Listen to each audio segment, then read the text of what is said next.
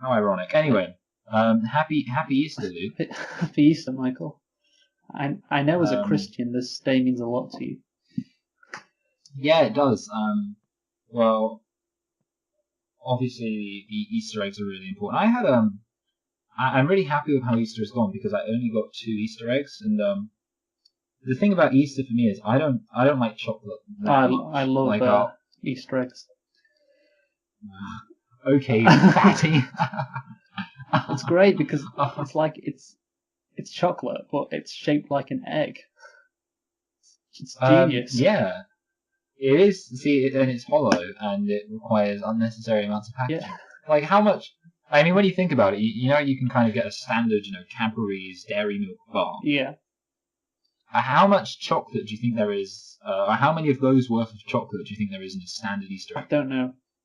Uh, I'd say it's probably around 2. yeah.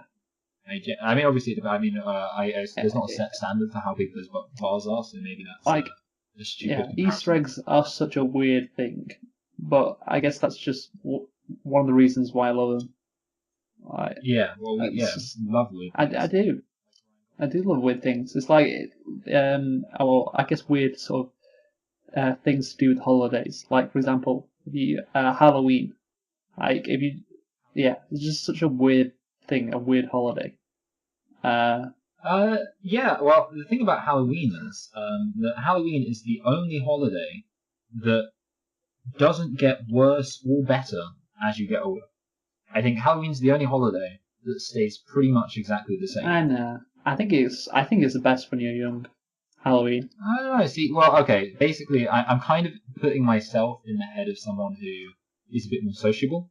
So I'm taking if you took the generic human being who, for example, would go out on Halloween, Oh, what? So like a and things like that, and party? like the Halloween parties. Yeah, like I That's mean, more of an obviously, American thing, though. but even then, I mean, obviously, everyone knows what you do on Halloween. It's been a tradition since Halloween was invented. You watch Treehouse of Horror episodes, and how can anyone dislike that? I guess actually, you know what? I think we did. Me and Dylan watched Treehouse of Horror episode when we had Halloween last year, because we were just watching The Simpsons, and obviously they did a Treehouse of Horror on Halloween on Channel 4. So Yeah. yeah, maybe that's what we do. But it was on the more modern Treehouse of Horror Simpsons episode, so it wasn't that good. Yeah. I like to think in my head like the Treehouse of Horror episodes don't really deteriorate because they're not as reliant on comedy, and therefore you can just appreciate the plot. But I still feel like that's not actually true. I mean, some of them. I think the Treehouse of Horror episodes are the more tolerable of the new Simpsons because you can ignore the comedy Hmm. element. But Yeah. you know what? I saw a contradiction in a two Simpsons Treehouse of Horror introductions because obviously they have little introductions. In one of them, in a kind of do you know what the purgatory period is? No. Okay, the purgatory period of The Simpsons is generally defined as a period after the classic era, but before the HD era, where The Simpsons still had funny moments, but was not as funny. It's when you started to see characters like Lindsay Nagel. I don't know who And that you got. is. Do you not know who Lindsay Nagel No. is? Wow, you're such a fake Like fan. I've only watched the first like 10 series or 12. Wow, Yeah, first you 12 series. I've hardly seen any you are modern really lucky, Simpsons Luke. episodes. That's I don't know. The thing is, I you're, actually did watch The Simpsons actually yesterday. It was on like the afternoon on Channel 4, and it was on, so I was like, oh, I'll watch an episode. And it was like from 2011, I think. And God, it was just so bad. It was just uh, fucking atrocious. Like hardly. I think I chuckled like once. Like it wasn't clever. yeah. It was just like I don't know. Just like there's no flow to it. That's what I think about these modern Simpsons episodes. There's no flow at all. It's just very like it's like there's been no effort put into them. Oh, we should review the Simpsons movie. Oh yeah, I guess so. I mean, I don't know why we would do it like that. Yeah, I don't know what excuse Yeah. we'd have. Maybe when Simpsons ends. What do you think about the prospect? So Disney now owns The Simpsons. It does. Yeah. Uh, What do you think about the prospect of them making a Simpsons cinematic universe? A Simpsons cinematic Because I universe. heard that idea battered around on the internet. Someone was describing a situation where you could end up with the Simpsons TV show and the Simpsons cinematic universe. Because Disney, they like making movies. I think Fox doesn't really care about making movies. They care about making TV. I mean, they make movies, but they don't care about them. But Disney, they like making movies. So what if Disney does an Avengers Simpsons crossover episode or film? I don't know. What about then a cartoon cinematic universe? Ooh, like Family Guy and Futurama and Simpsons and South Park. South Park, yeah. King of the King Hill. of the Hill. American Dad. Flintstones. Yes, Flintstones. The Cleveland Show. Hello and welcome to... I completely forgot what it's called. Hello and welcome to Select and Reflect, the podcast where we review films that have come out relatively recently at the cinema and see if they still hold up upon a second viewing. I am your host, Michael, and I'm joined as always by my host, Luke. Hello. And we are going to be looking at the first Iron Man in the lead-up to Disney's Marvel's Avengers Infinity Wars Part 1. Of 2. Yeah. Don't forget that. And I there's no other films being released in. It's so annoying that we can't call it Marvel and we can't call it, like, it's between March and May. Okay, it could be Marchville, it could be Mayville, but it's why not Marpril? Marpril. Or why not April? APRVEL. I think that would work better for the Planet of the Apes cinematic universe. Maybe. Oh, that would be great. Oh wow, we could. That could work so well. April. Yeah. But instead, it's not Planet of the Apes. It's Marvel, and it's not Marchville. It's not Mayville. It's just we're doing Marvel films all April, and there's no pun. If you can come up with one, then do. But there isn't one, apart from Matepril. Matepril. Yeah, Marpril. What about? No, it doesn't work. Anyway, also it's April Fool's Day today. It is. I mean, it's annoying because we don't record these. We can't make a joke about the fact that, apart from the fact that I guess maybe April Fools because it's actually Friday. So.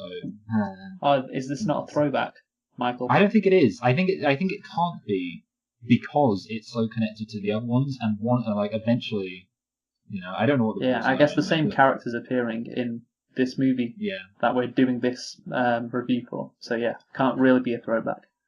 Anyway, I think I've said everything I need to say. So Luke, why don't you tell us a little bit more about Iron Man? Iron Man. Iron Man. Iron Man is a 2008 American superhero film based on the Marvel Comics character of the same name. It is the first film within the Marvel Cinematic Universe. Hold a minute. Oh yeah, it is. Sorry, it is. You're right. Yeah. I mean, I'm just. I was about to say Incredible Hulk, but I realized the Incredible Hulk came after this, which is really weird. Yeah, well, I'm going to talk about the fact that it was the first one later, as I'm sure you will as well. Yes, it was. I didn't mean to accuse the internet of lying. It was directed by Jon Favreau. Chef. Stars Robert Downey Jr., Terrence Howard, who didn't obviously come back for the sequels, Jeff Bridges, Sean Taub, and Gwyneth Paltrow. The movie actually came out, Michael, April 14th, 2008. That was its premiere in Sydney. So almost a decade old. Literally, when you're listening to this, it'll just be 6 days away. Oh no, you won't be. Sorry, I got that completely wrong. It'll just be 8 days away. Will you? I'm not on maths. Basically, you'll be pretty close to the decade anniversary of the premiere of this movie. 10 years is a long time. It came out on May the 2nd in the United States. And do you want to have a guess at the budget? This one's a tricky one, actually. I'm going to go for... See, this is also before Robert Downey Jr. became extortionate. but I feel like it has to be more than the Minority Report. I'm going to go for 160 million. You're quite close. It's 140. Oh, good. That's I was a going to good go for guess. 150. So I'm kind of upset because I'm always upset when whatever I think whatever my first instinct is, I always change it. So I always think, oh, it's this, and then I like if my first instinct was further away, I don't tell you. But if my first instinct was closer, I'm like, oh, I've got to bring up the fact my first.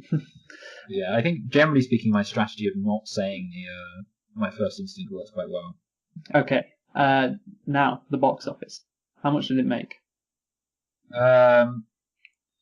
Jeez Louise, I'm gonna go for dum dum dum da dum dum da dum dum. It did make $1 billion. It made 800 million. You're quite far off, Michael. It was successful, but not that successful. Only made 585 million, which is obviously still a healthy profit, but yeah, nowhere near like the 800 million mark that most Marvel movies make nowadays. And even Wow. further with like Black Panther, that's grossed over $1 billion. So yeah, I mean, Black Panther owes its success to Iron Man and the whole popularity of the MCU, but yeah, it wasn't. I didn't get off to like a lightning fast start in terms of box office returns. Lightning fast, or maybe we should say iron fast. Wait, does that work? I don't know. He's kind of fast, but he's made of iron. That is true. So anyway, Luke, all of that numbers stuff aside, especially seeing as you've revealed that you can't do maths. Yeah, that was a bad moment for me. Did you like this film? I did like this film, yes. I did. Wow, what a Marvel fanboy. What a Marvel fanboy. Get out! Very enjoyable. I like movies that, are like entertaining. What can I say? I hate movies that are entertaining. What about you, Michael? Did you like this? I did enjoy this film very much. I thought it was.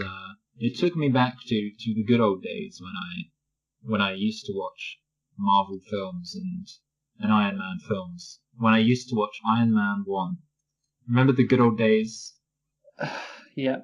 What? Remember when you put the video cassette in the player and the person before you hadn't rewound it? Remember the good old days? I mean, maybe we were still doing that back in 2008. I can't remember. Well, I do it nowadays just for fun. Just to take give you that nostalgia trip. But we did like it. But even the best films ever, which this is clearly one. Yeah, have nitpicks. Mm-hmm. So what are those nitpicks? How many did you get, Michael? I got you know what it's such. Oh yeah, I know what it was. Okay, yeah, I got 5. Wow, I only got 2. Yeah, I beat you. Finally, this is a change in what normally happens.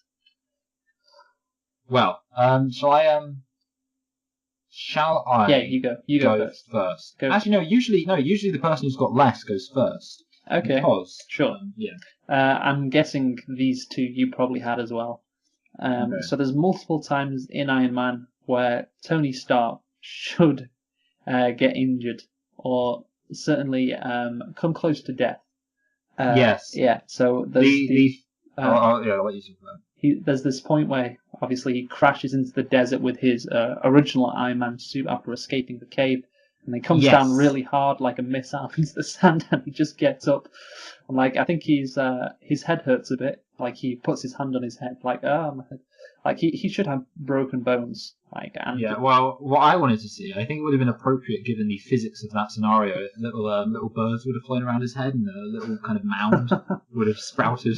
Yeah. On his skull. I actually let that one off, but when he, and I guess you're going to say this, when he smashed into the wall with his rocket propulsion, that was when I felt the need to. So yeah, I let it off the first time. The second time, I felt the need to write it down. Yeah, he absolutely smacks his back into the wall, like full on whack, and then falls a good 15 feet from up in the air back onto his back, I imagine. And there is no way you're getting out of that situation without, like I said, a few broken bones. Yes. Yeah. I don't know why they needed to make it that ridiculous. Like, he could have easily not crashed so hard into the sand in the desert and not had that bigger, accident when he was testing out his rocket propeller. Yeah, he could have just rolled along. I'm a big fan of people hitting the ground and just rolling. Yeah, why not? And yeah, he could have smashed into a. What can you Yeah. smash into that's funny What? and safe? You need to smash into something that's funny but also safe, so he doesn't die. Like a massive inflatable animal. Oh yeah, exactly. A giant inflatable animal. Yeah, maybe he got one as a present after coming back to America. Yeah. Or you know what? I mean, you could have just had like. I mean, his lab doesn't need to be made out of concrete. Like, I think I would have kind of believed it more if it was like plaster. You know, plaster's more of a shock absorber.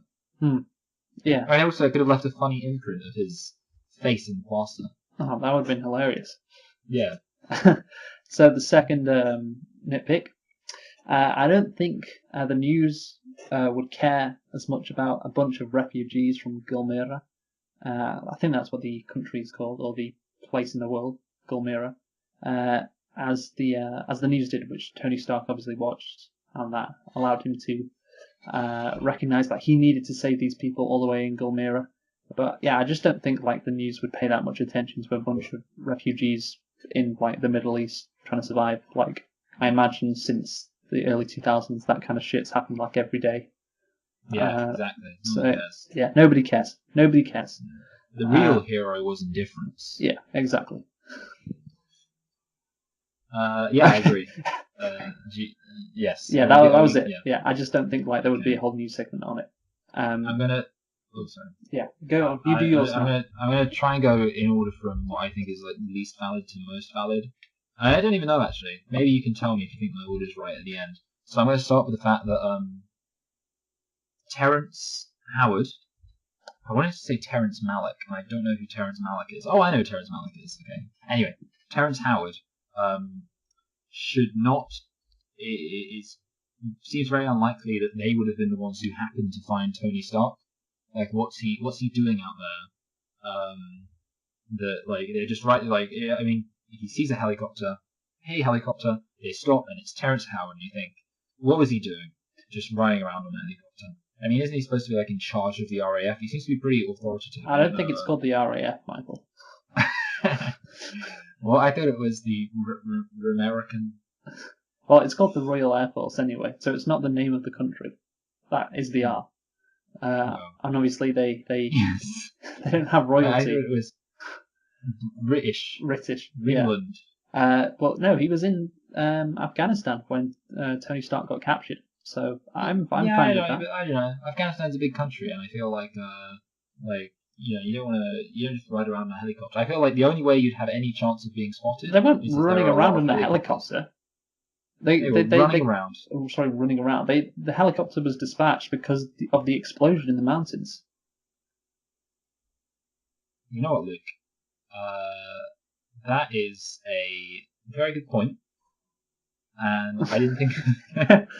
Well, looks like you don't need me here anymore, Luke. Looks like you've got it all sorted. Looks like you can just explain everything away. I can, yes. Well, explain this away, Luke. Okay. Why is every car in this universe an Audi? Because Audi sponsored this movie, I imagine, in some way. Yeah. I don't know. Like, I wasn't really paying attention, but I kind of was looking a bit, and yeah, I didn't see. It's just Tony Stark's really. He uses that Audi a lot, which is fine because it's his own car. No, but I saw other Audis too. I was looking for it. And I was like, see, there were. I kind of didn't really realize Audis even made like there were two cars in there which I don't associate with Audis. There was one that was like a big kind of SUV, and that was an Audi. And then there was the sports car that he had, and that was an Audi. What can I say, Michael? People like Audis, you know. Was brand Dodge Technique means it's a good car. Well, explain this, Luke. Okay, why is it that in a film called Iron Man we didn't hear the song Iron Man by Iron Maiden? Because would it have been appropriate? Well, the thing is, they're a bit on the nose as well. They're playing this AC/DC music, and like it's funny actually because when we were doing the podcast on La La Land and we were mentioning music we dislike, I mentioned disliking that kind of music, and I stand by it. But I mean, obviously it sets the tone of the film quite well. But I mean, you know, Iron Maiden isn't very far from AC/DC. They're pretty close to each other, and I just think, you know, it just I am Iron Man. I'm Tony Stark, gonna shoot some terrorists. Like, what about if they made a parody song? Do you not think that would have made the film better? I mean, it'd be good for an end credit scene, I guess. But yeah, also, yeah, but not Yeah. actually in the movie. I am Iron Man. And you can punch someone else. Iron Man. Okay. Yeah, I'm not gonna say the movie made a bad choice in that respect. Now go on, what's your next one? You're gonna this one's my final one, and this one's a real tick dickler. So there's this Tony Stark. This is towards the beginning. It's actually my first nitpick chronologically. Tony Stark, he's working with this kind of doctor-looking guy in the caves. Like, he's got this assistant helping him build the original Iron Man suit. Mm-hmm. And he's trying to kind of get the Iron Man suit loading just as the terrorists are coming in to attack him. And Doctor Guy, or, assistant guy, whatever, I don't know who he is, says, we need more time. So he picks up this AK-47 or whatever. I mean, maybe I'm being gun racist there. I'm just assuming that all kind of machine guns in You're stereotyping when it comes to guns. Yeah, I'm assuming that all guns used by low-level militias are AK-47s. Well, I apologise to the AK-47 community. Well, no, that makes kind of a lot of sense because AK-47s are like the Ford Transit van of guns. Yes, that is true. Cheap, reliable, get the job done. That's why there's a lot of them. But they don't get the job done when you shoot at the ceiling. What I want to know is, like, he's running along. These people are running in front of him, and he's shooting at the ceiling. And I think, just, pointing the gun down. I mean, I understand that, Tony Stark's going to kill them anyway. But, like, he clearly doesn't have reservations against killing people, seeing as he's helping this guy build and, like, why would you? Like, if you maybe he doesn't want to do it personally, though. I think that, I mean, to be honest, I think I will always criticize characters not killing people in films. When I think they should, I mean, in Star Wars, when Han's chasing those stormtroopers, he's shooting them. You got to shoot people, Luke. I mean, if you were being held captive by terrorists and they were, torturing you, and then you had this gun, wouldn't you shoot them, Luke? Wouldn't you do it for America? For America, no. But for yourself? For myself, maybe. I don't know. And also, the thing is, he didn't really have to. I mean, I guess, okay, no, I'm being a bit mean here, because I was going to say he doesn't have to die. I understand that he has a bit of a death wish because his family's dead. But, I mean, life goes on. Life goes on. Just pick yourself up by the bootstraps and get back on the horse. Yeah, I mean, think about it. He could have been Tony Stark's royal assistant. Them hanging out in Malibu. Yeah. I wonder what. I feel like he'd probably just kind of get in the way. But, like, that would be, like, he wouldn't be that interesting, but Tony Stark would kind of feel like he was obligated to him. Like, and him and Pepper Potts kind of wouldn't get along. Like, he'd be like Denny. Tony Stark and Ben. I think I love Pepper Potts. Okay, random assistant guy who was with me in the desert. I'm really happy that you shot those terrorists. Basically, that's what I'm saying would have happened if he shot the terrorists. Yeah. He would have become the Denny of Iron Man. The Denny of Iron Man. Well, I guess there's already a Denny of Iron Man in it's Happy, his assistant. His fat assistant. Wait, hold on. Who the hell is Happy? I swear that's what he's called, because that's what he's called in Spider-Man Homecoming. Tony Stark's like assistant who's rather large. He's got like brown hair. Like, I feel like I've gone crazy because I do not remember. He's not in this movie a lot. He's in future Iron Man's quite a bit, but I think you might have like not just seen him in this movie, but in all the other Marvel Universe movies which he is in. You just completely forget him. Yeah, I think I forgot about Happy. And I'd never forget about Denny. Is he really fat? Is he like full Bart Monkov? Yeah, he is. He's like obese. That's hilarious. So wow. I really see because I genuinely can't. He's his driver. I swear he's his driver as well. That's what he is. He's his driver. He's like his not his assistant, that is like lower level assistant, for all the remedial stuff. I'm imagining like this Can't believe- hilarious person. You know what? I mean, the thing is, I should clarify. It's been like quite a while since I've seen a lot of the other Marvel films. Maybe that's an excuse. I don't know. Maybe. Here we go. It's Jon Favreau, the director. That's who plays him. Oh wait. He plays Happy Hogan, Stark's bodyguard, and Shafir. Okay. The funny thing is, I know who Jon Favreau is because I've seen him in I know what he looks like as an actor and stuff like that. Yeah. That's what he's called. Happy Hogan. That's his name. Happy Hogan. Well, good job. We spent too much time, I think, talking about Happy Hogan in this movie. Hogan. He's not that significant. It's not even on the poster, actually. What? It's crazy. Wow. When will Happy Hogan get his due? Well, he does get it in Spider-Man Homecoming. Like I said, he's involved quite a lot in that movie. Because there's no Pepper Potts, so somebody's got to be Tony Stark's assistant now. And he's Gwyneth Paltrow. He's like Cool Block. Yeah, essentially. Yeah. He rides around on his Segway and he goes, "Oh, I'm coming to help you, Iron Man." Or Jeff Bridges actually does ride on a Segway in this movie. Yeah, he does. Yeah, and he looks pretty cool on it as well, which is impressive. Yeah. Maybe that's the real superpower.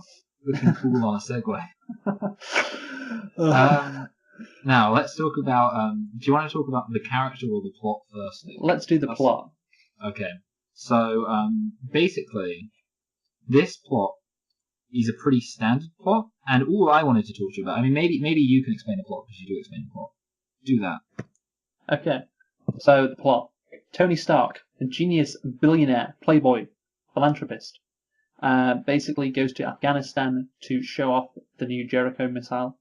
And this missile is very impressive, kills a lot of people, and basically we learn later that his company. Yeah, his company. Well, not his company, like his right-hand man in Stark Industries company. The dude. Yeah, what's he called? Obadiah? Something? Obadiah, yeah. Obadiah is actually the shortest book of the Bible. No, the shortest book of the Old Testament. Oh, how very interesting. So yeah, Obadiah comes in, played by Jeff Bridges, and basically sets up Tony Stark to get killed by these terrorists. Or maybe they're not terrorists, I don't know. Maybe I'm stereotyping. Are they terrorist allies? Yeah, they're a militia who have funny accents and look Arabic. So yeah, you can infer what you like from that. Yeah. But they're the bad guys, and they don't kill Tony Stark because they realise it's Tony Stark, and they're like, "We're not killing him. You're going to have to give us more money." And so instead, what they try and do is to get Tony Stark to build this weapon, the Jericho missile, their very own Jericho missile, to strike back at the Americans. And obviously, Tony Stark then creates the original Iron Man suit. Has the idea of creating this suit to escape the cave, and that's what he does do, and gets out, and then realizes because the bad guys were using his weapons at his Stark Industry weapons. He holds a press conference where he says that Stark Industries should stop producing weapons. Stock plummets. He gets booted out of the company and doesn't really care though because he's just building his Iron Man suits, trying to do that because he wants to fulfill his potential. And then he gets into all sorts of shenanigans with that Iron Man suit. Yeah. And eventually has a battle with Obadiah, the guy who betrayed him. Obadiah uses the original Iron Man suit. Oh no, not the original Iron Man suit. He uses a new Iron Man suit that was based off the original, very big, not as agile as the new Iron Man suit. And Tony Stark wins with the help of Pepper Potts. They take down Obadiah. So that is the plot, I guess. Like you say, it's pretty standard stuff, but I think it's not as standard as it could be. There are some interesting moments twists in there. And turns. Yeah. Fun for the whole family. Yeah. Now or ook. I want to run two general criticisms of Marvel. Two general criticisms of Marvel films by you. To hear what you think about them in relation to this film. So the first one is are you familiar with the idea of the superhero origins story problem? I imagine so. Go on, explain it. So the idea is, like I said, and I just won't be particularly surprising to you. It's basically that you have in a lot of superhero origin films, you have about one or two acts or half a film or whatever, setting up this character and his abilities. And you kind of, well, first of all, you have to set up the character a lot of the time. Then, on top of setting up the character, you have to set up him getting his superpowers, or her getting her superpowers. Don't want to be sexist. Them getting their superpowers, and then you've got to kind of show them kind of adjusting to their superpowers and becoming a superhero. And the general agreement is everyone complains about superhero origin stories. They will say, "Oh, I'm tired of seeing superhero origin stories." The funny thing is, a lot of the time, all of that stuff is the best part of a lot of these films. Seeing someone, but then the problem becomes that it's how do you do the next? How do you kind of conclude the film? And the argument is that the end of the film kind of feels a bit like never as memorable, whereas kind of like the film sort of almost isn't as interesting towards the end, because the film up until that point has been about here's this character, here's what he does, here's the kind of adjusting things. What do you think about that as a criticism of this film, Luke? Well, what do you mean? Well, I guess, you know what, actually, I'm going to have to do a double whammy here, because I'm going to have to bring this up. Okay. Another criticism of Marvel films is that they have weak villains. That's a general criticism of Marvel films.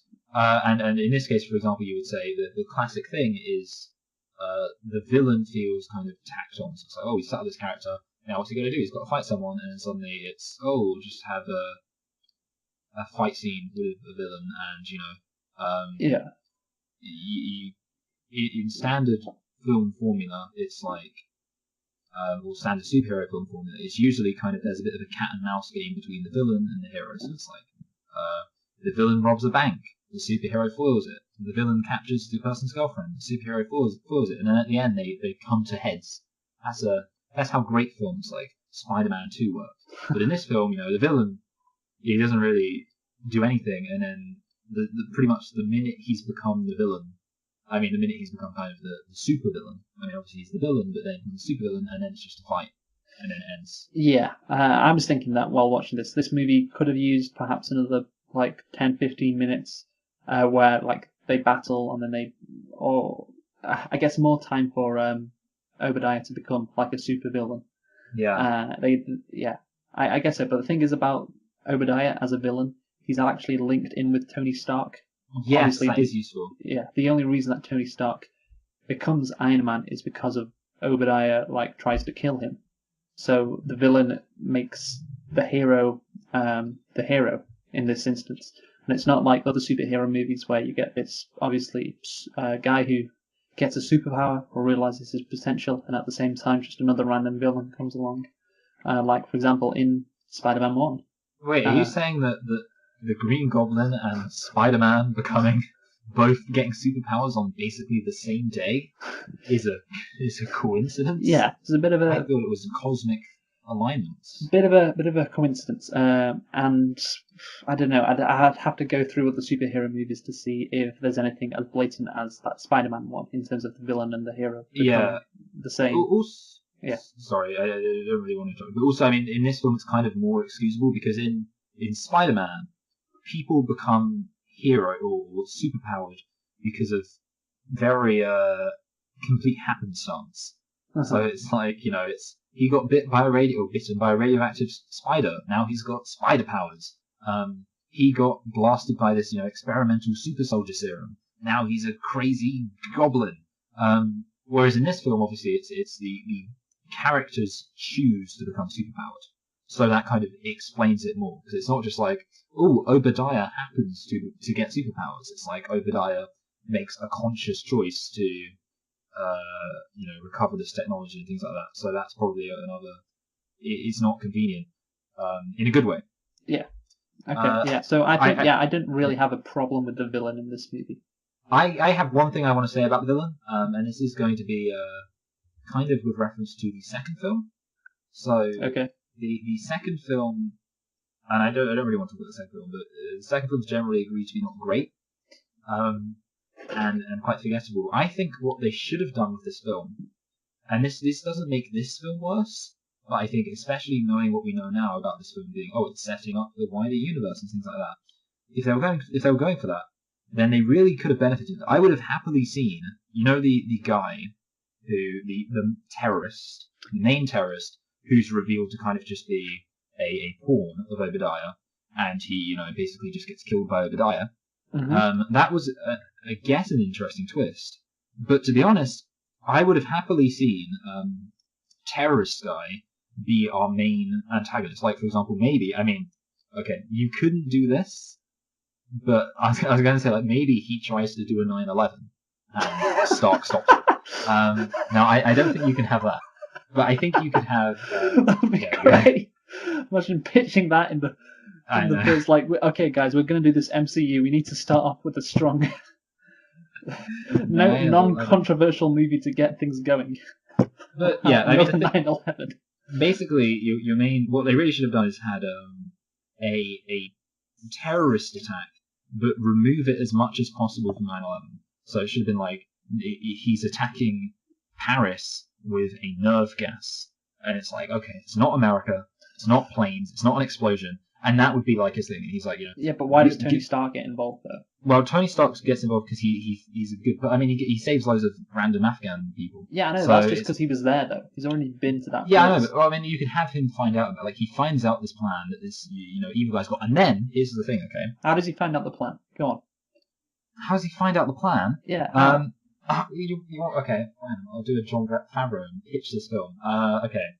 So he finds. All right, I've got this. Okay, read this. This is what I think. You hint at the corruption.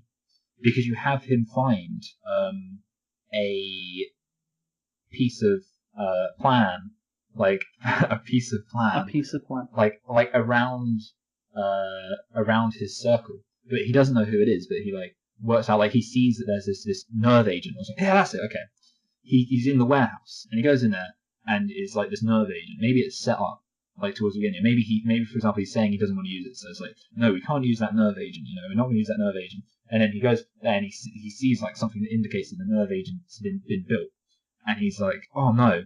And then he kind of tracks down. And he realizes and he's like, oh no, they stole it from the factory. Okay. He's like, and then there's a stealth scene. So he goes into an old abandoned Tomb Raider style, an old abandoned Afghan ruins, and he's got to kind of sneak around. Maybe uses some technology to spy on people. He finds out what's happening, and it's like, okay, I've got to stop this. And this is your last act. And then, okay, he stops it. The villain escapes, okay, and then we just find out his base is filled with timed explosives or something, and he gets blown up, and we're like, ooh, something else is going on here. Okay, then the second film, then we get Obadiah as a villain. Because the villain in the second film is kind of pointless, spoiler, but it would be, if you had Obadiah as the villain in the second film, then I think that would be better. So, obviously the thing is, that doesn't necessarily make this film worse, but I think it would be interesting if this film was Tony Stark, he's got to stop evil, bad terrorists, then suddenly, it turns out that even within his inner circle there's treachery afoot and things like that. And you have the intrigue set up. That's just, again, obviously I think, I know I'm right, so okay. I don't really need your opinion. Right, well, anyway, going back to what I said previously, I did not have a problem with the villain in this movie. I thought it was fine. It makes sense. He's got good motivation as to why he would want to kill Tony Stark. I imagine, he was the head of the company until Tony Stark turned 21, so maybe for 3 years he was the head of this massive Stark Industries, and all of a sudden this young, cocky guy turns up, who's the head, and doesn't maybe take his job seriously, doesn't take the whole... Yeah, he has a very good... Definitely a motivation I'd like to see explored in a second film. Yeah, I guess so. Yeah, we go. See, Luke, I win. This is a contest. Yeah. I want to actually talk about... Sorry, maybe I'm interrupting you, but... Well, you got anything else negative to say about the plot? No, actually, it's not negative about... It's about the villain again, I was just going to say. So, you mentioned that obviously he'd be jealous because Tony's kind of inherited all this stuff and he's a bit reckless. The interesting thing is that they refer to Tony as the prodigal son. It feels weird referring to him as Tony rather than Iron Man or Robert Downey Jr. I don't think of him as Tony. But yeah, they refer to Tony as a prodigal son. Now, I assume you know the story of the prodigal son, Luke. Yes. So, just for everyone else, the Prodigal Son is a story about a dad has all this land and all this wealth, and he divides it between his two sons. And one of his sons invests it very wisely, and is very sensible, and he does all this kind of sensible spending, and he ends up having a decent amount of money and a good relationship with his father. And the other son goes off and he spends it all on drugs, expensive cars, and hoes. Wait, what time period is this thing set in? It's timeless, Luke. It's a timeless tale. Okay. He spent on expensive drugs, expensive carriages. I don't know what drugs they had in the ye olden days. Well, I was thinking like Bible times. It was set in Bible times. Yeah. So I thought you were going to say like women and stuff. Yeah, he would have had the one thing that would be a constant would be women. Yeah. Hose, as they're called nowadays. Yeah. Yes. But anyway, he comes back and he's like, "Hey, Dad, I lost all my money." And his dad's like, "Oh, well, I'm just really happy you're back. I can see you." And basically the sensible son gets jealous and he's like, "Oi, I was really sensible and I was really good, and yet this guy comes and he's been really reckless and stuff and a real knob jockey, and you're you're pulling out all the stops for him." And he's jealous, and I think, okay, they referred to Tony Stark as the prodigal son. It makes sense. Like you could have, and to an extent they did have this, but you could have Obadiah Staines. Is his surname Staines? I don't care. They can have Obadiah. It's Stain. Yeah. Okay. As like the sensible guy who's like, oh, this person who is basically doesn't put in any of the effort and reach all the rewards and things like that. And I think, I agree. I mean, that stuff is in the background. I think it's definitely something that could have been fleshed out in a second film. So yeah. Yeah, to be honest, Michael, the thing is, the second film is really mediocre. Yeah, it's not bad, but it's not good either. It's not. Yeah, it's not bad. I guess might as well give your idea a shot. It couldn't be a worse idea. When it reboots, when we reboot the Marvel Cinematic, when we do it, Luke. Yeah. When we become story executives at Disney. Michael and Luke, like in 2050, whatever. Yeah, we're gonna reboot the Marvel Cinematic Universe. We're gonna have Iron Man. We're gonna have the exact same Iron Man 1 film, except for the final half, where it's gonna be about. And the thing is, 9/11. It wouldn't be too soon then, Luke, because one thing that I'm certain of is that eventually people will forget about 9/11. Well, it normally takes 20 years, I think, for something to become like, oh, that happened. For something to become history. Yeah. The Holo what? Yeah, well, yeah. I mean, that's the thing. People make jokes about the Holocaust all the time, and it's considered like I'm talking about when it's considered history. And I think when something's considered history, it's not raw. So therefore, you can do stuff like that. You can replicate it to a certain extent. Yeah, you can have. Well, for example, X-Men. X-Men was allowed to do like a hell of a lot with the Holocaust. X-Men was like, what if the Holocaust was about mutants? What if we took the Holocaust and used it as the premise for our superhero film? Like, you could have. There's going to be 9/11, man. Like, I don't think the Holocaust was the premise that X-Men was a premise for X-Men. It was the civil rights thing in the 60s. That was the main thing, I think. Oh, that's cute. That's cute, yeah. Good job. Good job, films being fun. It does lend into Magneto's motivation, but it's not the core of the X-Men origins. But yeah, go on. What are you going to say? I want to say 3 words to you, Luke, and tell me if they mean anything to you. Blue sky laser? Yeah. Okay. Yeah. I mean, the thing is, the blue sky laser wasn't relevant. It wasn't a thing there then. Yeah, and it wasn't a theme, and also it wasn't relevant. It didn't have to happen. Like, if there was no blue, they just did it because it looked cool. Yeah, I know. It's still funny though. Yeah. Okay. Fine. Whatever. You can't. And just the other thing. And this isn't a criticism. And I think it's probably a decent bit of reincorporation when there's a bit where Tony Stark has to get a new updated arc reactor, and he's like, throw the old arc reactor out. I've been called a lot of things, or a lot of things can be used to describe it. I'm not a sentimentalist, and I was like, okay, that's going to come back into play. I mean, obviously. Well, he doesn't say he's one for nostalgia, actually, not a sentimentalist. So yeah, that's a nitpick on you right there. I never remember things right. So I can't even remember Fatty. John Fatty, bro. Alright. Yeah. So yeah, that's the plot. And of course, the plot, it's not really about things like that. It's a superhero origin story, and of course, What is a superhero origin story? Well, I was Without your... going to say some good things about the plot, so thank you for Oh. just I'm moving not on gonna, without no, I'm me. not going to let you say the good things about the plot, Luke. Sorry.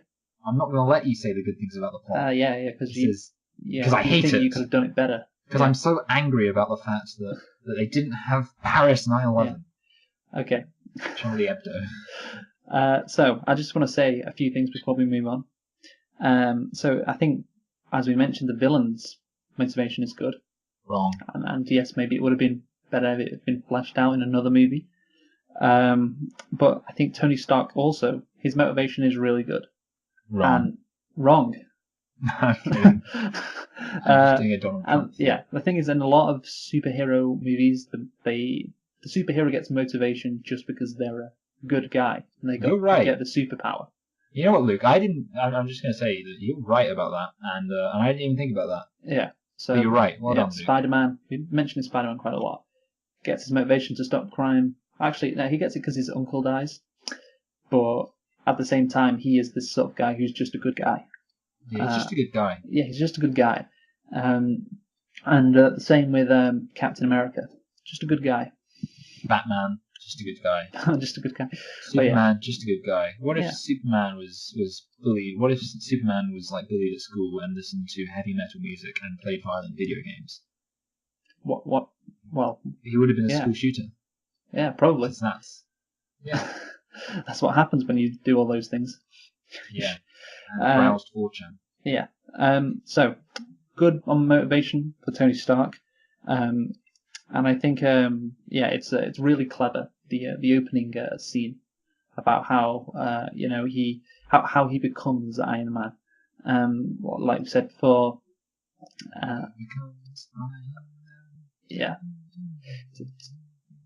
he is forced to become him because obviously otherwise he's going to die. It's not like him getting bit by a spider or falling down a well of bats or there's this experiment on him. No, he has to create this suit to break out, to live. Yeah. And I don't think I've ever seen something like that in a he's superhero proactive. origin. Yeah. Yeah, he's That's proactive. Important, being proactive. Yeah, he does it himself and he has to do it, otherwise that's it for him. He's going to be trapped there forever or die.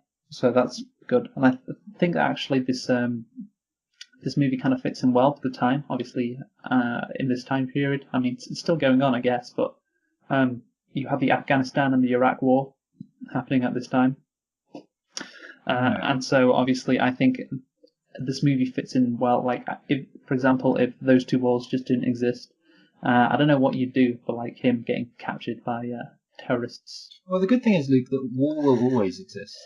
Yeah, but then you'd have to make up one. Yeah, that's true. I mean, so it makes it just makes it more realistic, doesn't it? If Afghanistan and Iraq had been successes, then Iron Man would be much worse. Because, well, it wouldn't be worse. It just makes it more realistic, makes it more believable, I guess. And this movie isn't that unbelievable.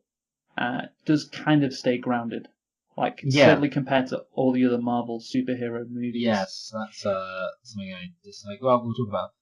So I have to kind of use your discussing of Tony Stark's motivation as a segue to talk about Tony Stark in general. Okay. I have two things to say about him. Number one, he's an arsehole. He is an arsehole, yes. Which is interesting and fun, and I mean.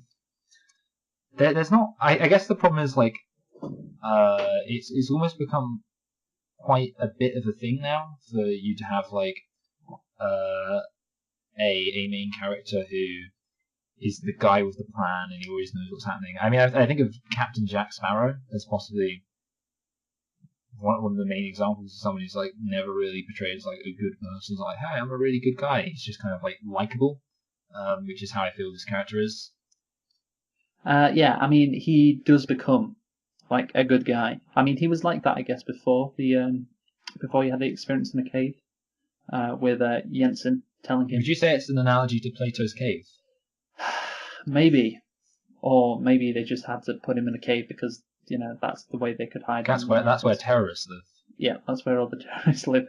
They don't live in massive yeah. compounds that are, easily observable from satellite imagery to the government. Mm-hmm. Oh yeah, Tony Stark is charismatic. He's entertaining, and I think that's one of the cornerstones of this movie. And maybe the whole MCU.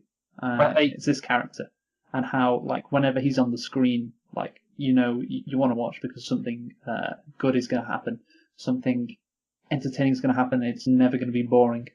And yeah, I think he's probably the best part of this movie. Yes, I agree. One thing, are you aware of the fact that in the comic books, Tony Stark is not written to be anything like he's a completely different character?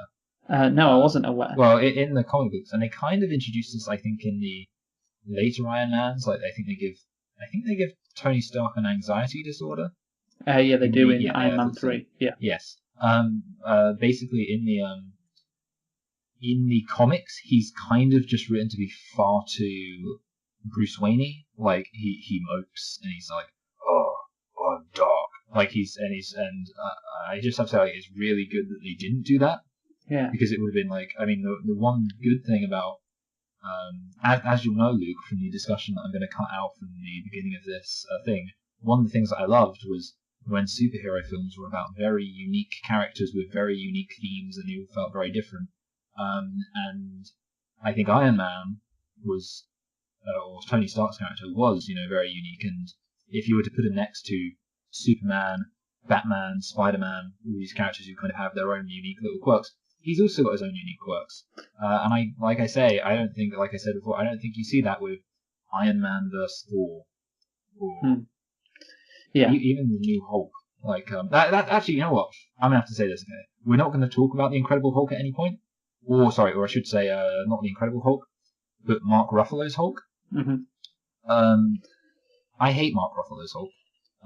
Really? Well, I'll tell you what bothers me. Would you hate Mark Ruffalo's Bruce Banner or the Hulk? Well, I guess Mark Ruffalo's Bruce Banner kind of, because I think they made the Hulk too much like Iron Man, in that they made him, I think, too fun and happy, when the Hulk is really more of a Dr. Jekyll. It's kind of a story about Dr. Jekyll and Mr. Hyde, and like it's a dark story. And I feel like, I'd say that you could say that's a criticism of the whole Marvel universe. Yes, exactly. It's too happy. It's too light. But we've seen how it goes if you try the dark version, like DC have done. Yeah, well, that's the thing. I mean, I don't want to say that I dislike Marvel, because the problem is, if you say that you dislike Marvel, then a lot of people immediately kind of think that you're someone who thinks that Zack Snyder is like a genius, and when actually I just hate it all. I think Marvel is better than, obviously, Zack Snyder's DC, but I think, for example, this film is a really good film. Sorry, I'm acting as if I'm summing up when I'm not actually summing up. I just want to say that this film's really good, but the Marvel Cinematic Universe, which I guess we've been skirting around discussing this, and I'm going to skirt around discussing it a bit more, because actually I want to. Tony, as in I'm not going to discuss it anymore. Yeah. Tony Stark. One thing that I think maybe you could say, and I don't know how you feel about this. Would you agree that it is a fraction on the nose how much of a kind of arsehole Tony Stark is written to be? Like, there's a bit where the bit that I sort of found a bit like was when and again, like, a part of this is I'm willing to excuse it as like, oh, it's a comic book movie, and it's kind of allowed to be a bit kind of silly in terms of how two-dimensional the character is at first. But there's a bit where he's just sold this weapon, and then he drinks like some scotch, and he's like, "To peace." And I don't know, yeah. And I don't know. Well, like I said, that was before his sort of awakening in the cave. Yeah, I agree. I mean, I think I would say that I don't think that someone would actually be like that, but I think it's okay for them to have written him being on the nose as kind of a. I can totally imagine someone being like that. Think about it. He's like a genius, one of the smartest people in the world. He's also a billionaire. Would you say he's like Martin Shkreli? Yeah, I do know who Martin Shkreli is. Good. Yeah, I think there's a few differences between the two. But yeah, I can imagine him having like the biggest ego ever. Okay. I think it's believable that somebody would be like that. Yeah, definitely. But I just Well, want to say about the character. I think Robert Downey Jr. is perfect casting for this type of character, this Iron Man. It's interesting that you say he wasn't always like this. So he was like mopey in the comics. So maybe Robert Downey Jr. auditioned for this, and maybe was like himself a bit, and the screenwriters or whoever decides these things wanted to go in a different direction or change the direction they were going to go in and make the character more like Tony Stark. And I guess it certainly worked because he basically plays himself, doesn't he? Yeah. I heard it said by someone who cares more about comic books than we do. Like, we're not comic book aficionados. No, I think most of our knowledge of comic books just comes from kind of idle curiosity. But there's a really good podcast called The Weekly Planet, which is about comic book movies and things like that.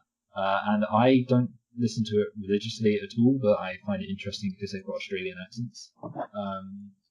And one of the things that they were saying is kind of how there are a lot of differences between this and the comics, which I'm not going to go into entirely, but like a lot of characters are completely different, like a lot of things are made really differently that were different in the comics. And they were saying how they think that that was partially because when Marvel did this, the reason they made these films was with they made these films with unknown superheroes, so people didn't really know Iron Man, people didn't really know Captain America. Like, I mean, obviously comic book fans knew them, but most people thought, oh, Superman, Spider-Man, Batman, those are the people who everyone knows. Yeah. And part of that, not only was it kind of it meant that they had to make a good film, because it couldn't just be like, hey, it's a Superman film. They had to make a film people would actually like. But secondly, it meant that they could kind of tweak what was in the comics to make it kind of work better as a film. Yeah, okay, so they weren't constrained so much. Yeah, and I think that there was kind of an implication that as comic books have become like everyone cares about comic books now, it's become like more of a thing to be like, oh, you can't change things.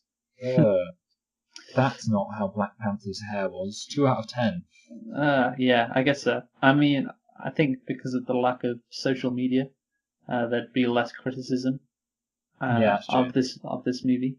Certainly, if it came out today, there would be more backlash that this isn't Tony Stark. This is some completely different version of Tony Stark that is basically Robert Downey Jr.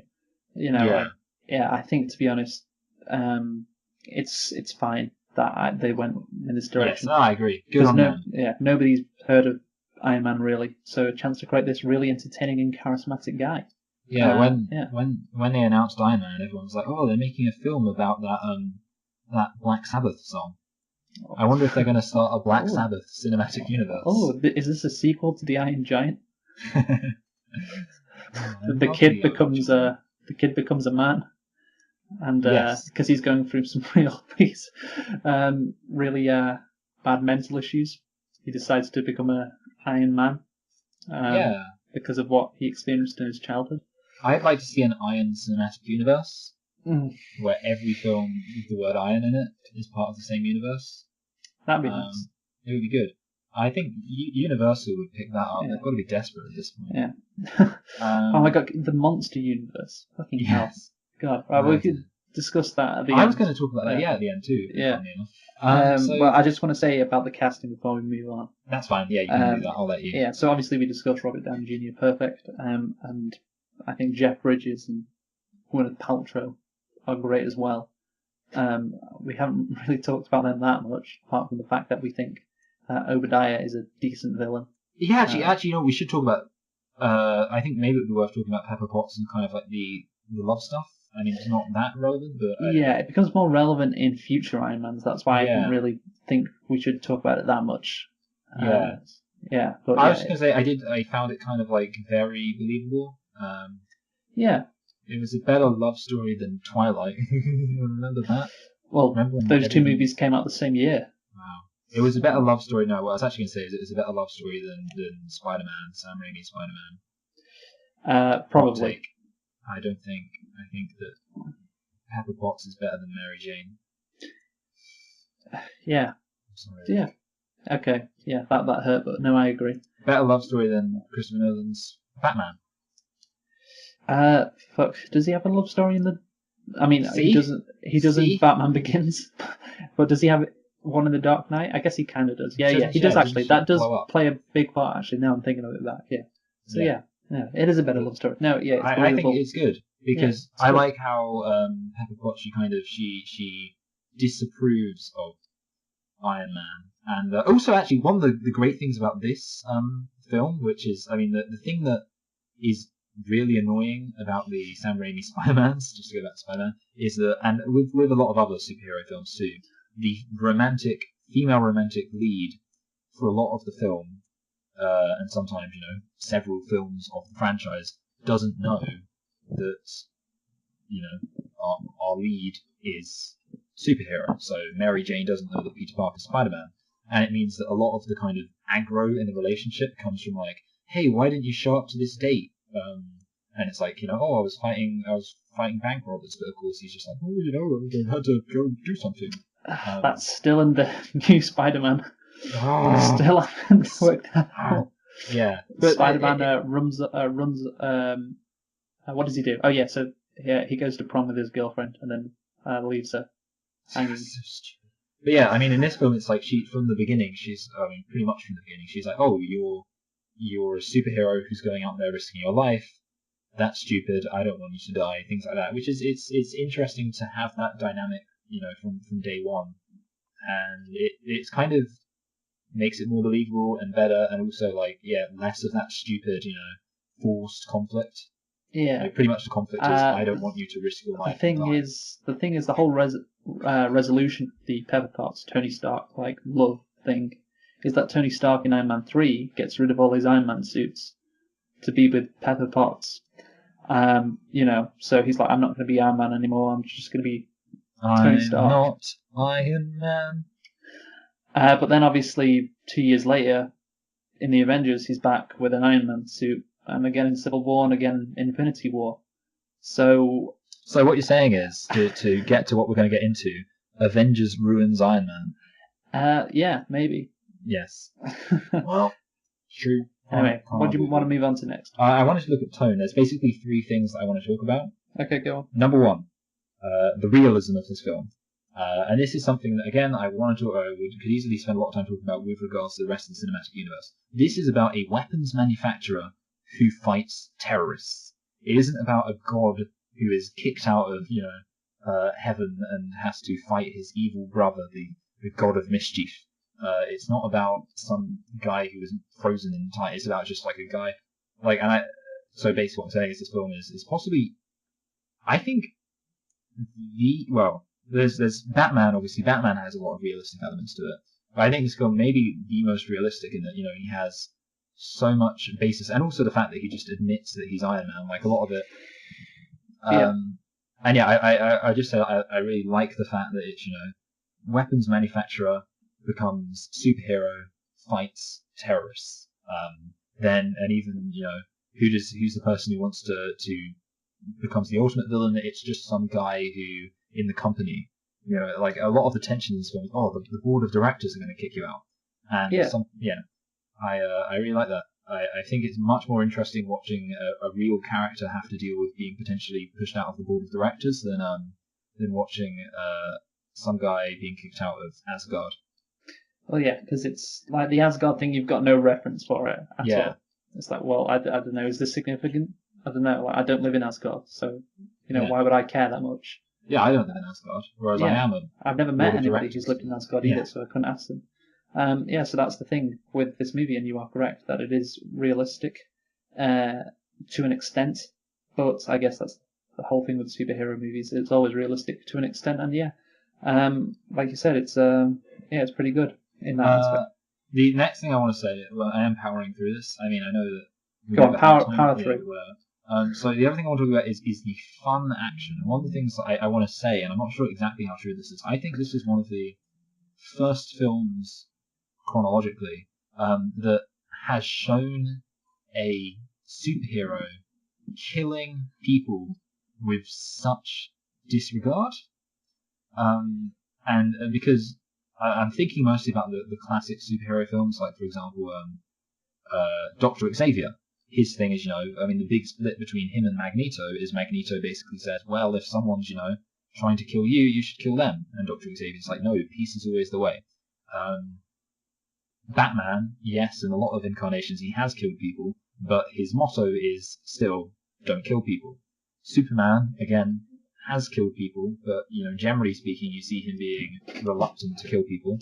And Spider-Man, I don't think Spider-Man ever actually murders a single person in the Sam Raimi films. Every single villain in the Sam Raimi films dies, but they all die through ways not every where... single villain. Oh, Sandman lives. Yeah, Sandman just drifts off into the air. Every villain apart from Sandman dies, but none of them are killed by Spider-Man. So basically what I'm saying is, and obviously, I'm sure there are other, well, in the 1990s Captain America, the 1990 Captain America film, he killed... But in the classic, Batman, Spider-Man, Superman, even the Superman and Batman reboots. Remember Superman Returns in 2005? I haven't watched that, actually. Really? I think it's 2006, by the way, but yeah. Wow, that's embarrassing. I actually thought it came out in the exact same year as Batman Begins. Oh, maybe you're right, but I could be wrong. But yeah, I mean, in both of those films and in X-Men, it's generally the good guy's attitude is we need to try and make a really active effort not to kill people. And in this film, it basically he just doesn't care, and I think it works really well with his character. That is kind of, especially, I mean, he was in weapons manufacturing. His whole thing is basically, you achieve peace through superior firepower. But I think it's refreshing. Yeah, it's like this guy's just gonna kill people because he just wants to, I guess he doesn't have a moral code, which, again, that comes from him not being a good guy. The reason why he's a hero is because he's forced to become this hero, and not because he just happens to be a good guy. So it makes sense that he wouldn't have a moral But at code. the same time, he's not an anti-hero. He's not like Deadpool. So yeah.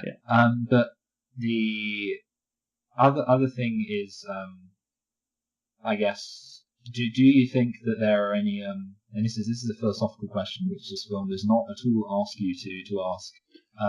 But what do you think about the morality of a self-appointed military, basically someone self-appointing themselves as an arm of the U.S. military and defeating America's enemies and murdering them? Do you think it's good, Luke?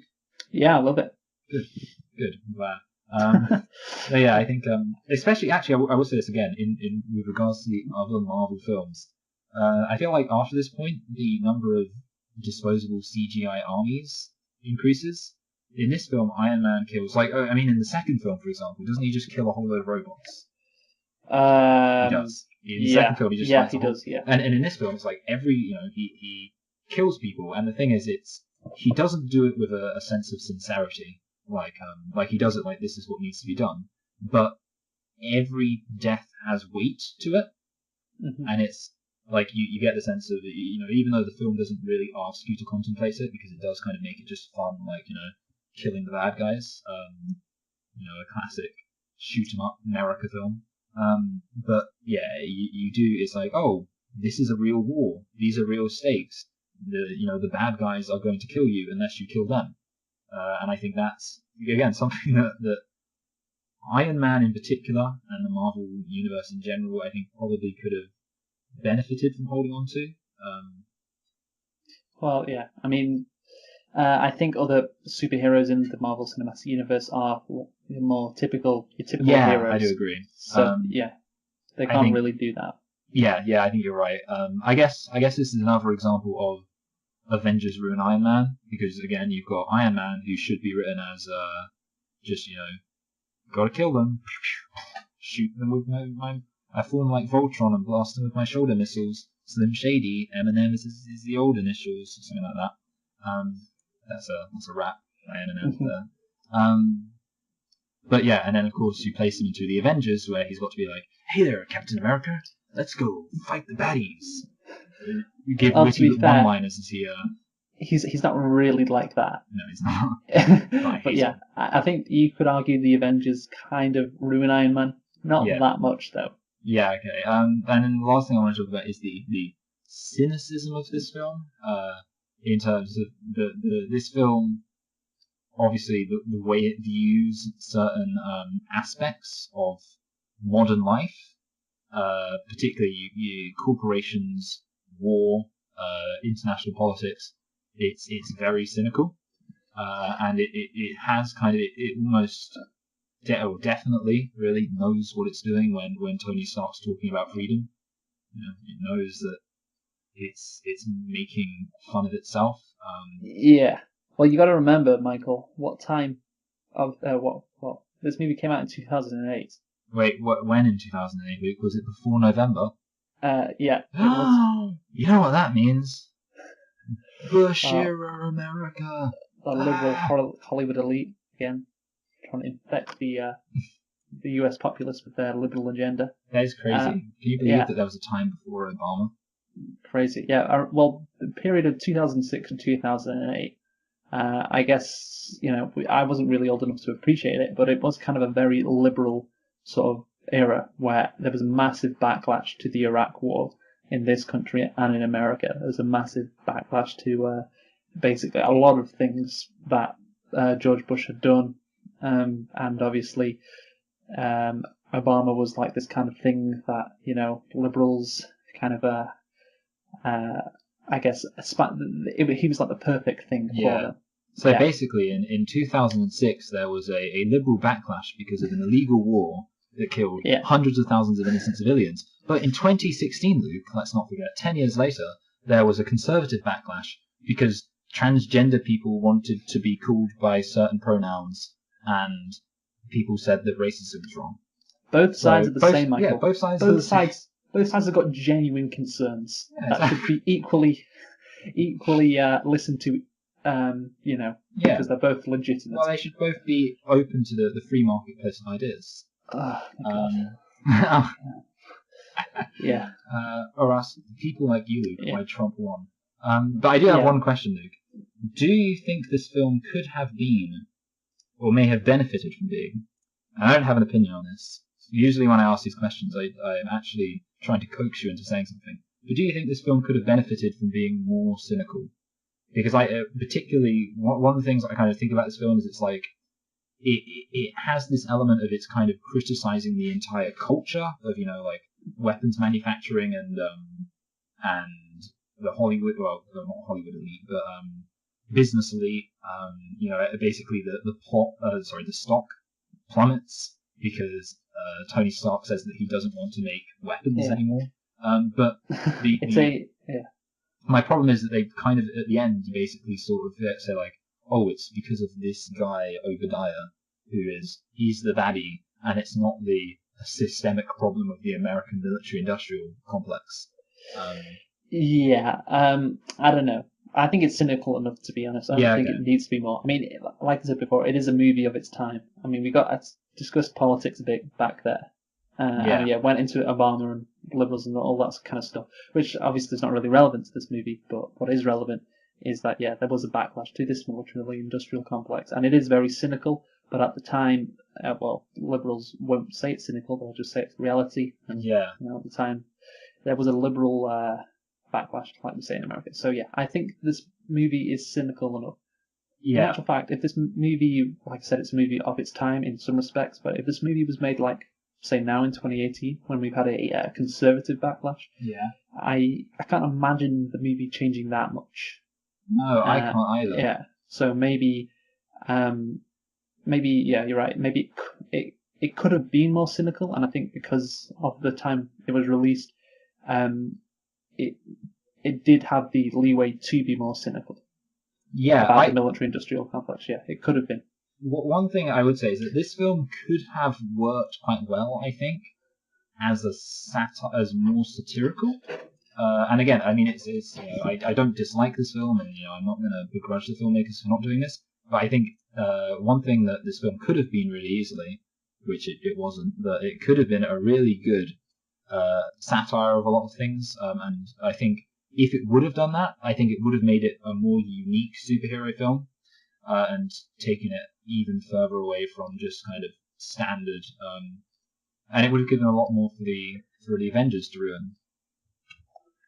Yeah. But no, yeah, I do think. Like I say, I'm not going to say this film is bad, but I think I am going to put my flag in the ground and say that I am almost certain I would have enjoyed this film more if it was written as a satire and kind of satire of. You said that about Get Out as well. Yeah, so actually, it'd be that's fun, better isn't if it? it had more satirical elements. I just think you like satire. Yeah, I think I do. I do. Yeah. I don't like people who like satire, though. That's the problem. People who like satire are really obnoxious. Oh, well, I like satire. Dickhead. No, what I don't like is people who they'll send me like a link to an article, and the joke is basically it's just something absurd. Like it'll be like Donald Trump just revealed that he's actually a grapefruit, not an orange. And they'll be like, huh, look, it's satire. And I'll be like, no, it's not. It's just a stupid headline. Yeah, that's not satire. It's not clever. But like, satire would be like Donald Trump tells truth, or something like that. Yeah, that's great. I mean, well, I'm you just should thinking write for the Onion. I'm just thinking of an Onion headline. Like, if I just saw that as an Onion headline, I'd be like, yeah, that works. Yeah. Yeah. Now, I've got nothing else to say. Okay. On the tone. On the tone, or anything, apart from. Well, we were going to talk about The Legacy. Oh, of course we were. Yeah. So yeah. I'm going to say this: I've never watched a end credit scene. I find them annoying, and when I went to see Deadpool in the cinema, in particular, I remember. Actually, I think Deadpool was the last Marvel film. Not technically Marvel. That could have been embarrassing. Deadpool was the last Marvel Comics film, as in a film based on a Marvel comic, that I went to see at the cinema. And they had a behind the credits scene for that, which was based on Ferris Bueller's Day Off. I just left. So I was like, I can't sit through this whole thing. And the first time I saw this film in the cinema, I think I saw it in the cinema, we didn't know about the whole end credit scene. We left. I'd actually never seen the end credit scene, and I almost clicked off it when I was watching this film. The first time I watched this film, I actually did click off.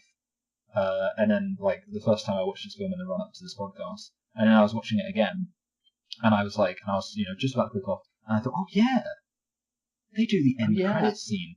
And I went to it, and I was just like, okay, that was something. That was something. Yeah, well, that's the thing. I think I read a story once, like many years ago, that people obviously didn't realize there was going to be this MCU, or that it wasn't confirmed that there was going to be something like this. So many people just left theaters not knowing that there's going to be this end credit scene. Of course, now every Marvel movie you know is going to have an end credit scene. But also, they've added in a mid credit scene as well, to make sure you stay. And so yeah, basically this. Obviously, at the end, Nick Fury comes in and says, hey, we're doing the Avengers Initiative. And, it's... I don't know if people were aware that this was going to happen. I imagine there was quite a lot of skepticism about this whole MCU. Like, I'm sure there was a lot of people saying, it just can't work. Yeah. Like, it's going to be too complicated. And we've seen with DC how badly it can go. I think it was very ambitious. I think Kevin Feige... No, that's someone else.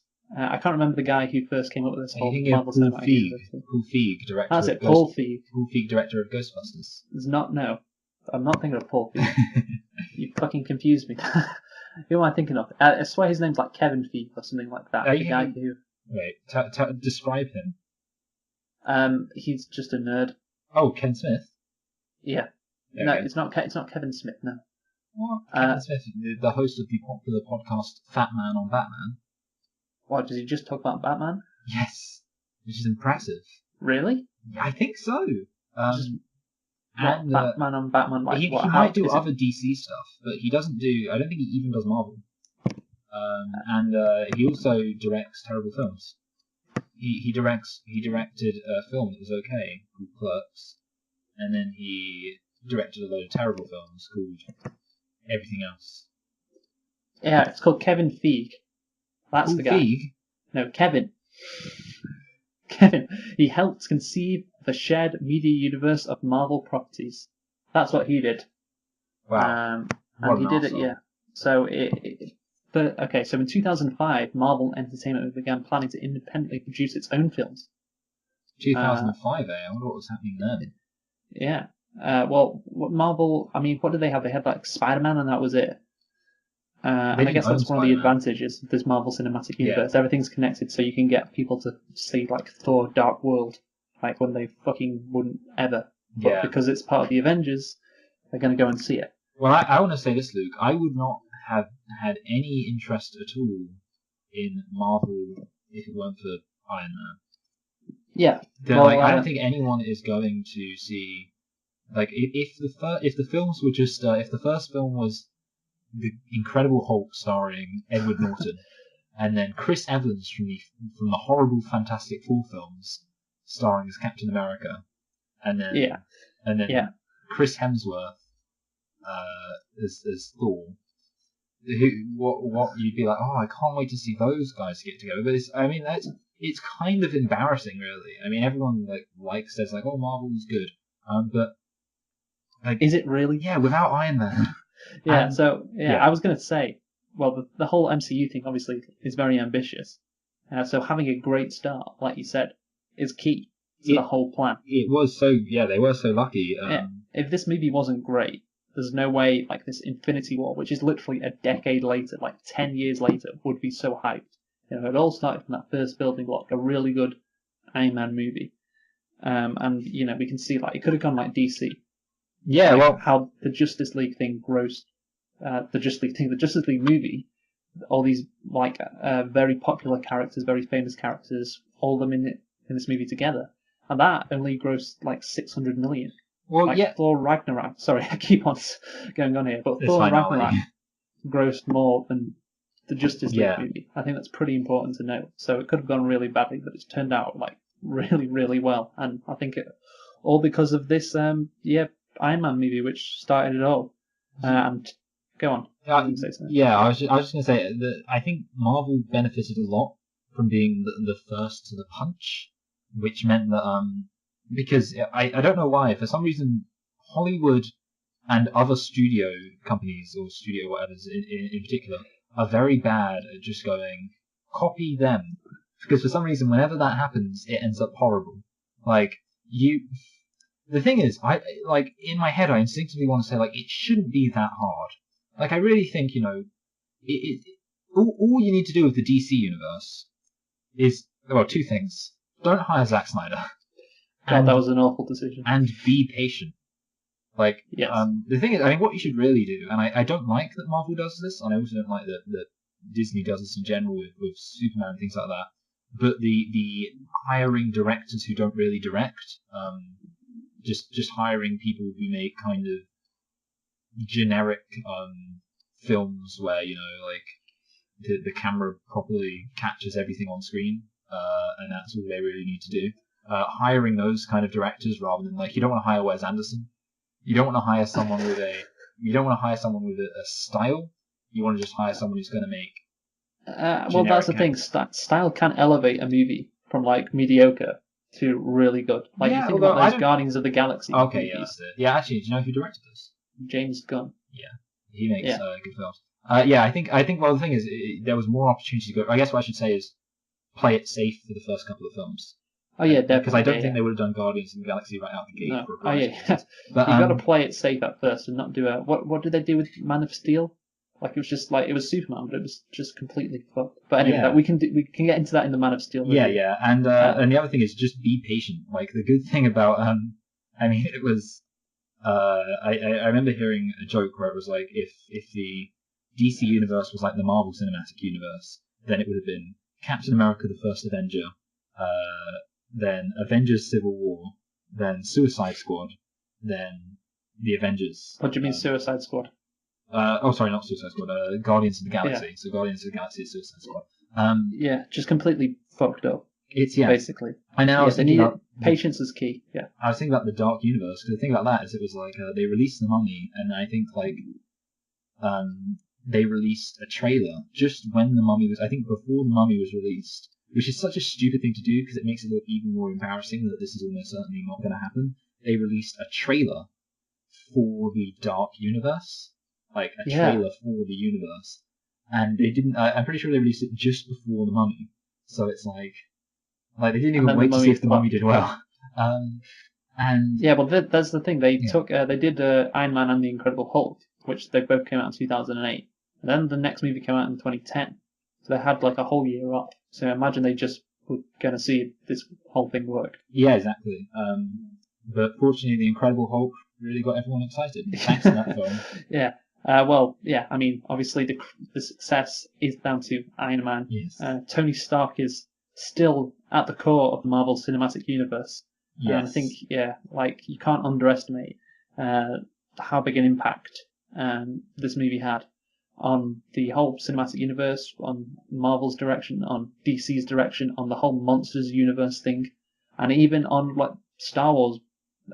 Yeah. Now, Star Wars are going to have multiple movies. Like there's going to be, one movie coming out every year for Star Wars to replicate this Marvel strategy. Yeah.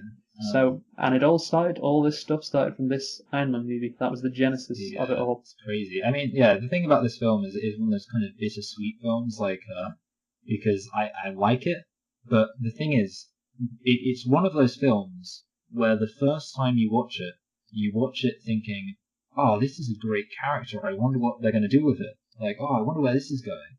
And then you think back on it and you're like, oh, okay, so they're gonna do Mickey Rourke is gonna have electric whips, and then they're gonna have the same guy that they had in The Dark Knight, The Dark Knight Rises as a weird generic villain who runs the rival company, and then there's gonna be they're all gonna get together and fight a massive CGI army. And it could have gone better. I think they should have done what every superhero film was doing up until that point. Which you had Superman in the 70s, and they were like, okay, we'll just make a couple of films, and then we'll make a crap film, and it will be over. And then Batman came along, and it was like, okay, what's the name of the director? Joel Schumacher? No. The annoying thing is Tim Burton.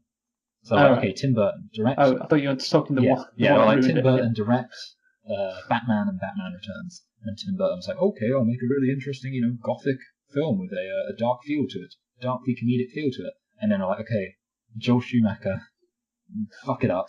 And then they were like to Sam Raimi, hey Sam Raimi, make a Spider-Man film. He was like, okay, I'll make this really good origin story, and then it's one of the best superhero films of all time. What do you want me to do for the third one? Could you fuck it up, please? And then they got to the X-Men, and I'm like, okay, who made the X-Men films? I don't know. He's anyway, guy who made the X-Men films. I do know his name, but the guy who made the X-Men films, Bryan Singer. Make these two really good X-Men films, X-Men and X2. And he's like, okay, what do you want me to do for the third one? And they're like, fuck it up. Wait, when did Brett Ratner come in? Oh, actually, Brett Ratner might have made the third one. Maybe, basically, the point you're making is what they should have done. They should have superhero movies kept on having good.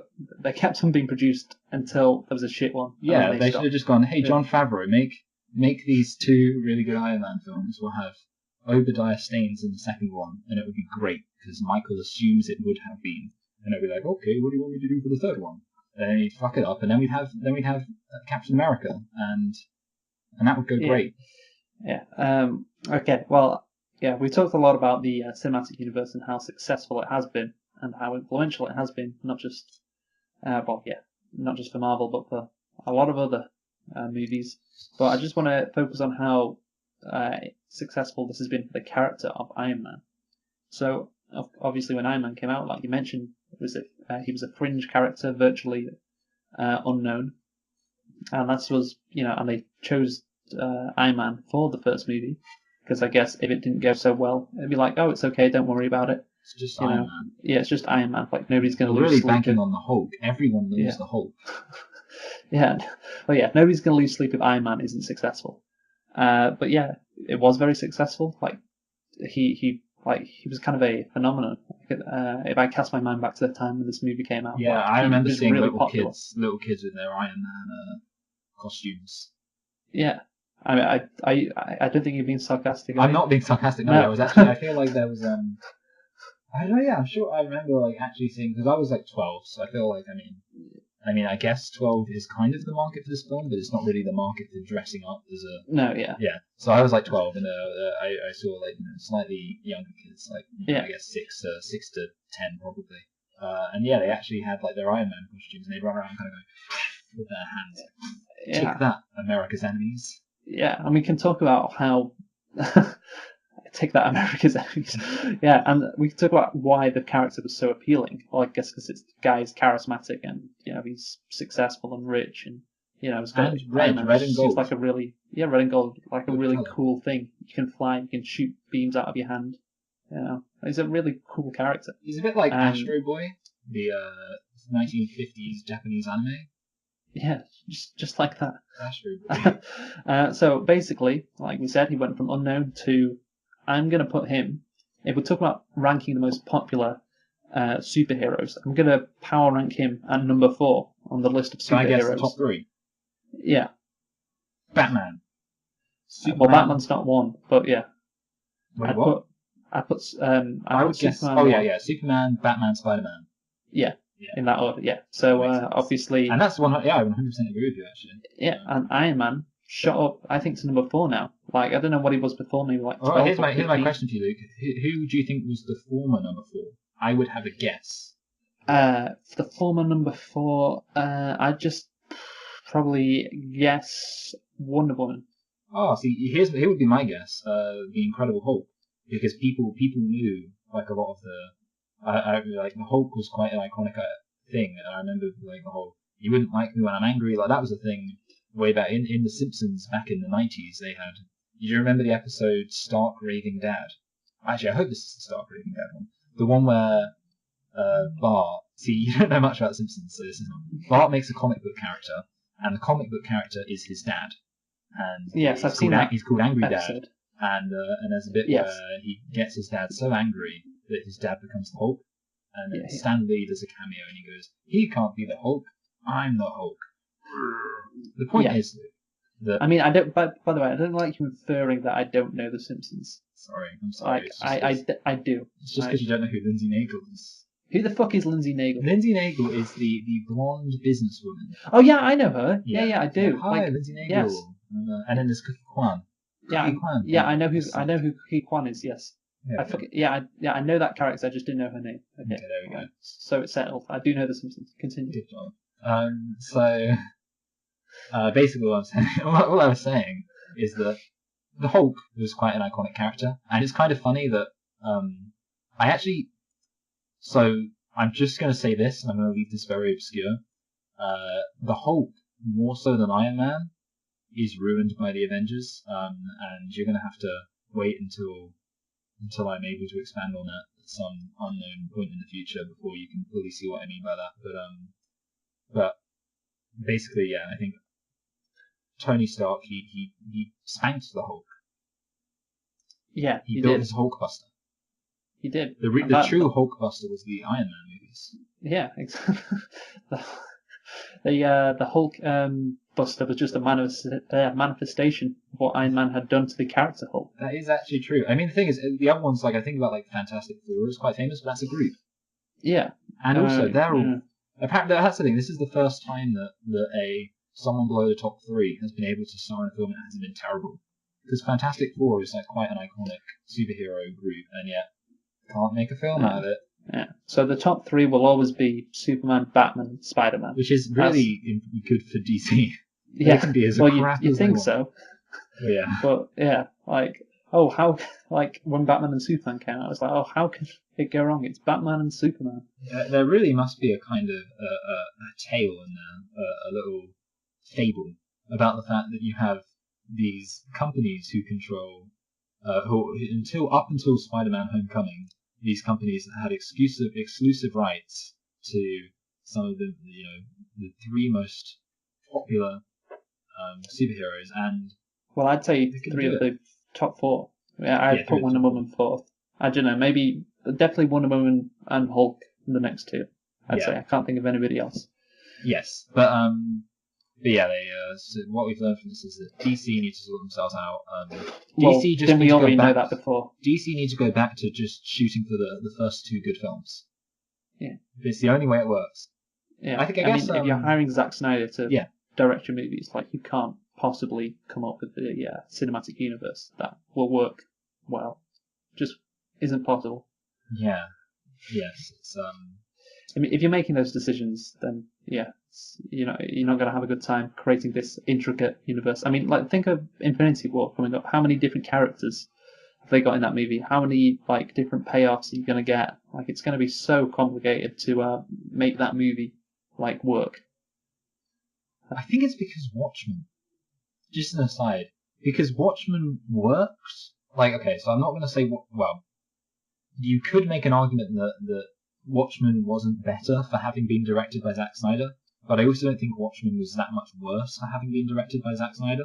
Yeah, it was okay. Yeah, Watchmen was. I mean, Watchmen, in my opinion, I will give it the title of a solid movie. If you watch it, then I don't think that most people would dislike it. I mean, Watchmen was infinitely better than Iron Man. Oh, sorry, no, than Man of Steel, or Batman v Superman, or Justice League. It was infinitely better than any of those other films. I would argue that it's better than all 3 of those films combined, because all 3 of those films combined have a negative score. Okay. But yes. So are you ready to sum up then, I guess? Yes. All right. But you start. Okay. I'll start.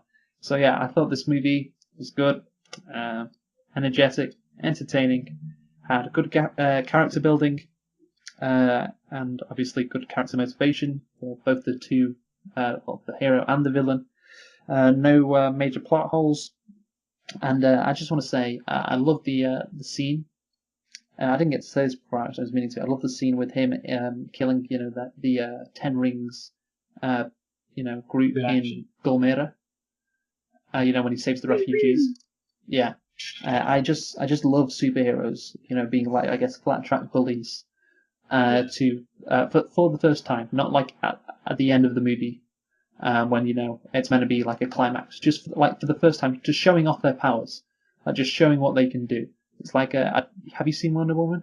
No, I don't know why I thought about that. Yeah. Well, basically, what she does is it's World War One, and they're in the trenches, and she just basically like goes into no man's land, and everybody is like, "No, what are you doing? Don't do that. You're gonna get murdered."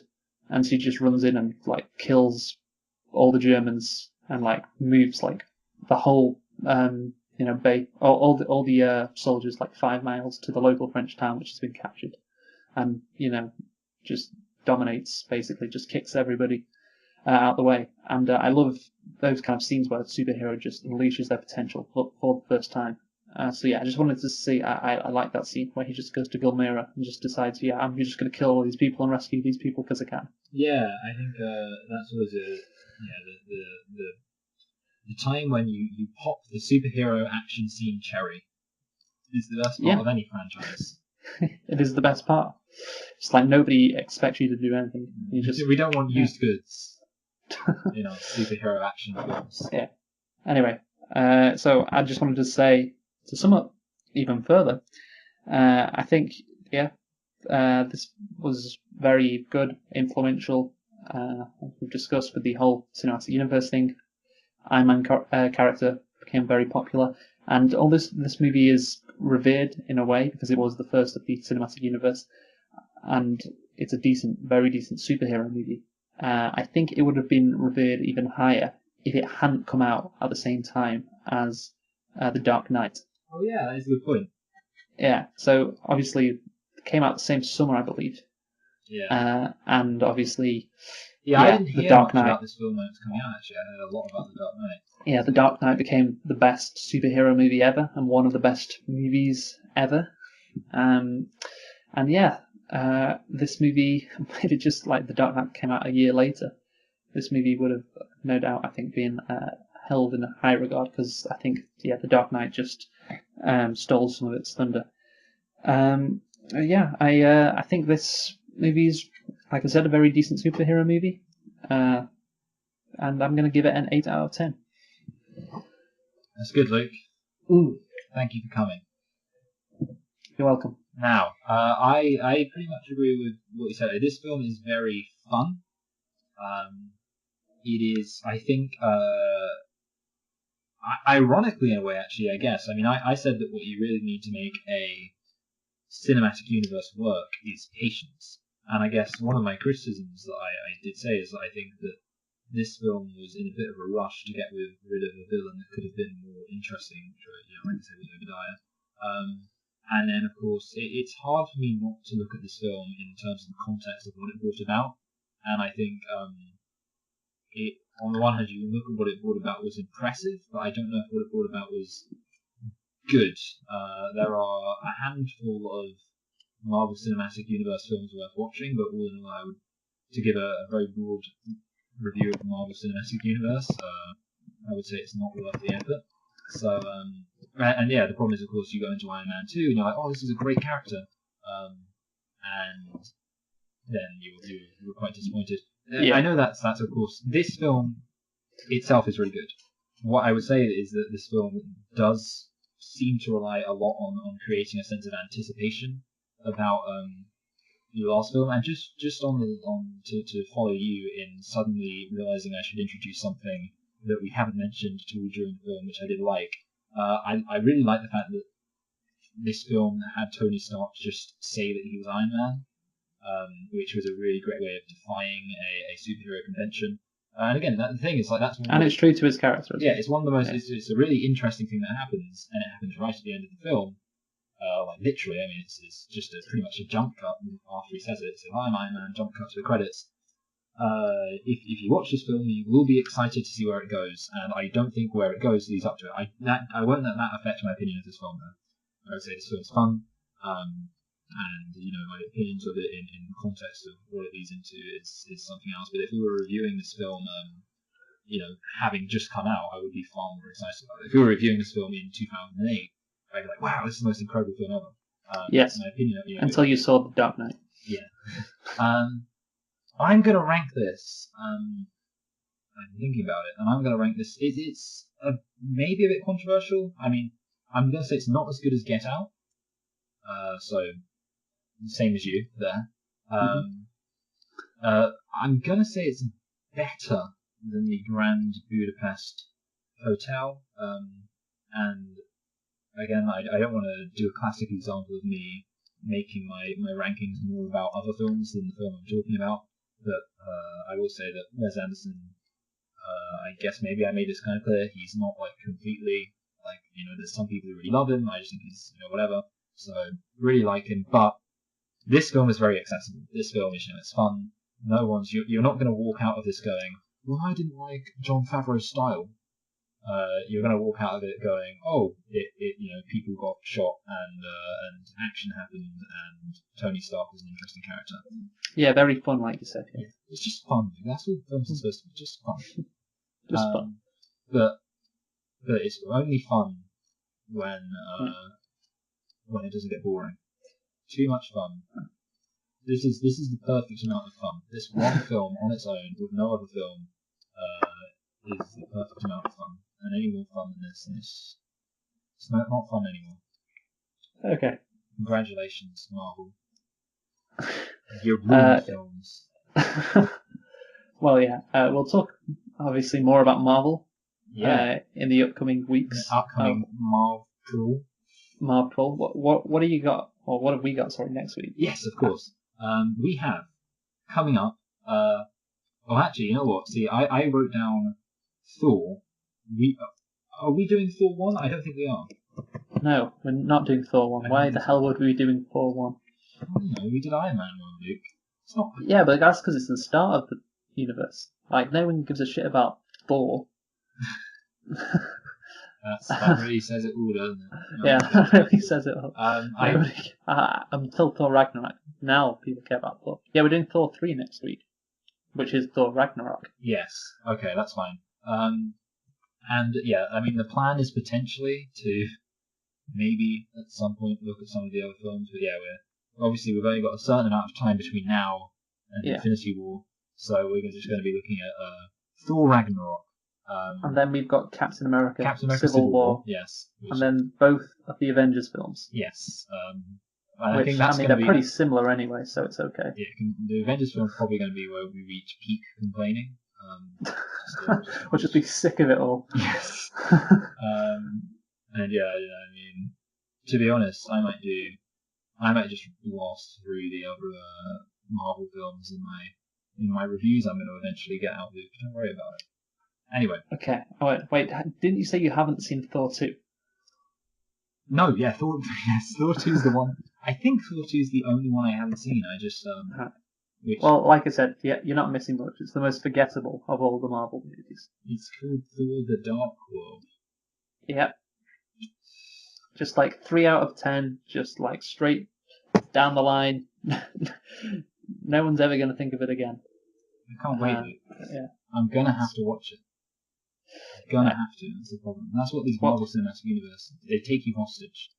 Well, I know the one of the girls from Two Broke Girls is in it.